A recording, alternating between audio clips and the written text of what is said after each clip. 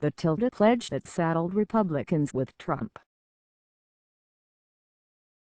Cleveland for Republicans still in shock that Donald Trump is actually their presidential nominee, and wondering which single moment in time they should return to in order to fix things.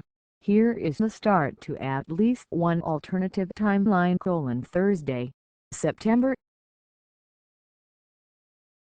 3, 2015, 1 p.m.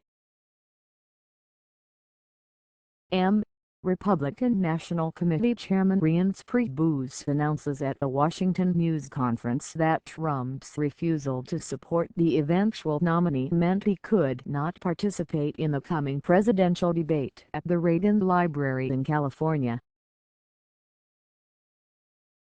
Priebus suggested that the reality TV star instead seek the Democratic nomination, whose frontrunner he has contributed to in the past.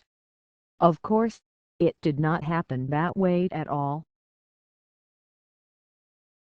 In reality, Priebus sought the meeting with Trump, traveled to Trump Tower in Manhattan, and persuaded him to sign a pledge promising to support whoever was the eventual GOP nominee, which Trump immediately showed off at his own news conference.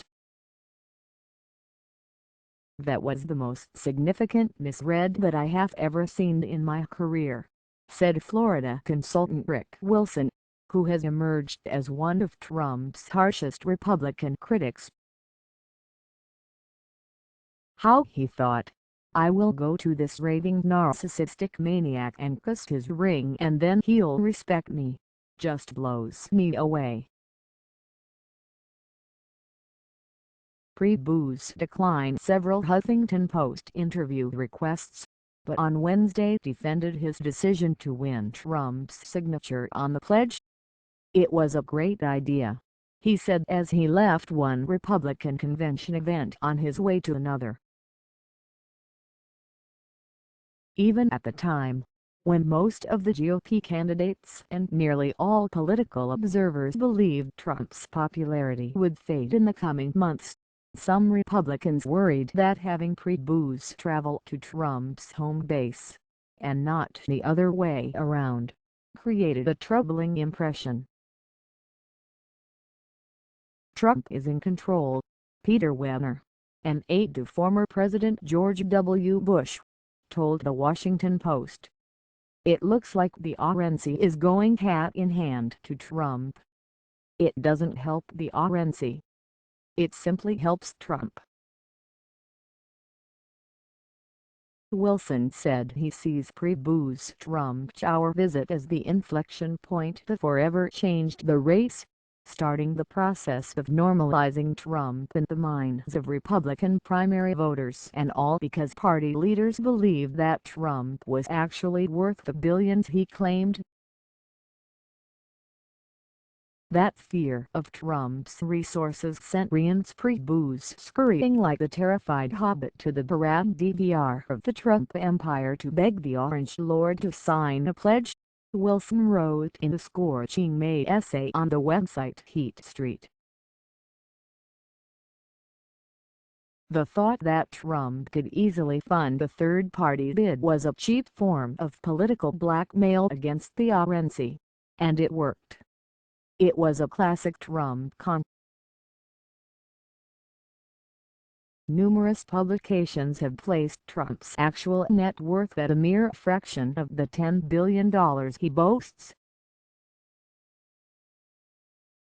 National Journal found he had no more than $232 million in liquid assets, based on his financial disclosure report, and actually would be far wealthier had he just invested his inherited share of his father's empire in an index fund tracking the S&P 500 back in 1974.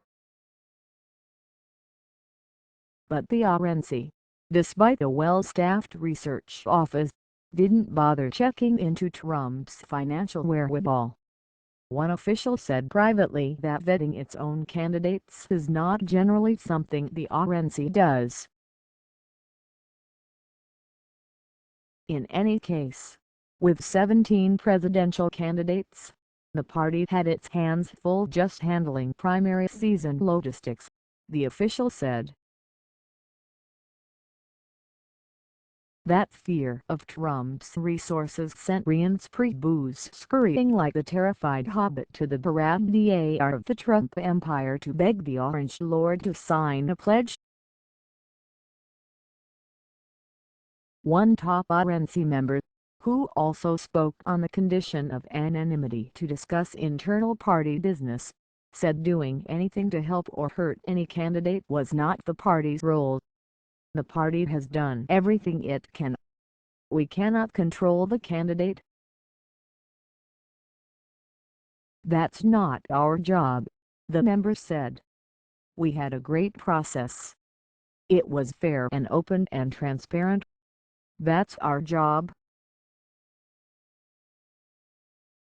That a pledge was even necessary was because Trump, at the first debate in August 2015 at the very arena where Trump will deliver his acceptance speech Thursday, was the sole candidate on stage to raise his hand when moderator Bret Baier asked who could not promise to back the ultimate Republican nominee and not run as an independent. If I'm the nominee, I will pledge I will not run as an independent, Trump said. But he was unwilling to say what he would do if he didn't win the nomination. He then suggested he could use the offer of his support as a bargaining chip. I'm, talking about a lot of leverage. Trump subsequently reneged on the pledge. He told CNN at a March 29 town hall in Wisconsin, "I have been treated very unfairly by basically the RNC, the Republican Party, the establishment." Weeks later, after essentially clinching the nomination with his May 3 victory in Wisconsin and then near daily since then, he has been demanding that his vanquished rivals endorse him. They signed a pledge saying they will abide, saying they will back the candidate of the party, Trump said at a June 29 rally in Bangor, Maine. They broke their word.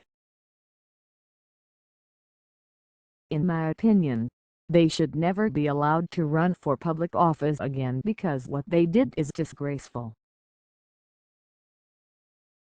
Trump's shifting views on the pledge and his weaknesses as a general election candidate notwithstanding, at least one anti-Trump Republican is willing to cut Priebus and the RNC some slack.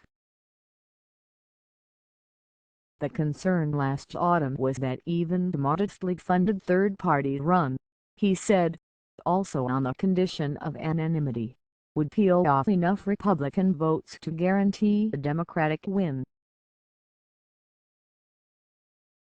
Once Trump entered this race, Reince was having trouble just getting out of bed each day, the Republican strategist said, adding that persuading Trump to agree to the pledge made sense at the time. It was about extinguishing that fire.